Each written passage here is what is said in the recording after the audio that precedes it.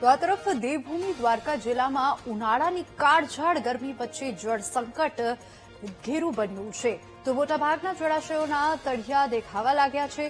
જિલ્લાની જીવાદોરી સમાન ગીર ડેમમાં પણ માત્ર 21% પાણી બચ્યું છે, જ્યારે ભાણવડનો વર્તુ 2 ડેમ 4% અને ગટકી તેમજ સાની ડેમ તો સંપૂર્ણપણે ખાલીખમ થઈ ગયા છે।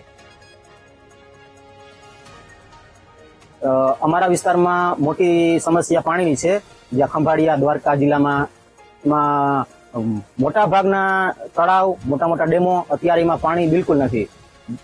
પાણી ન હોવાને કારણે અમારા જે કુવા હોય, ખેતરમાં કુવા તેમજ દાર બોર, એમાં અત્યારે પાણી તર નીચા વયા ગયા છે, કેમ કે બિલકુલ તળાવમાં અથવા ડેમમાં ક્યાંય પાણી જ નથી। તો મોટી સમસ્યા બહુ પાણીની છે। અને જે અમે અત્યારે આગોતરા વાવતર કર્યા હોય, જેમ મગફળી, કપાસ ને આગોતરા વાવતર કર્યા ત્યારે પાણી થોડું હતું, તો અત્યારે હવે વરસાદ ખેંચાવાના કારણે પાણી દારમાં પણ પૂરું થઈ ગયું અને વાવ કુવામાં પણ પાણી નમરે। તો હવે જો હજી પણ વરસાદ વધારે ખેંચાય તો અમારે જે અમે અત્યારે આગોતરા વાવતર કર્યા છે, જે મગફળી, કપાસ, એ અમને સંપૂર્ણ સુકાવાની અમને બીક છે। અત્યારે આપણી પાસે હાલ ડેમમાં 21% જેટલો સ્ટોરેજ છે, એટલે કે 81.51 MCFT જેટલું પાણી આપણી પાસે અવેલેબલ છે।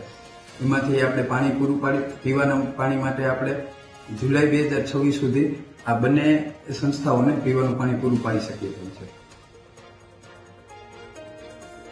તો ગટકી સાની ડેમ સંપૂર્ણ ખાલી થઈ ગયા છે, તો અનેક જળાશયો ખાલીખમ થતા પાણીની અછતથી ખેડૂતો ચિંતાતુર બન્યા।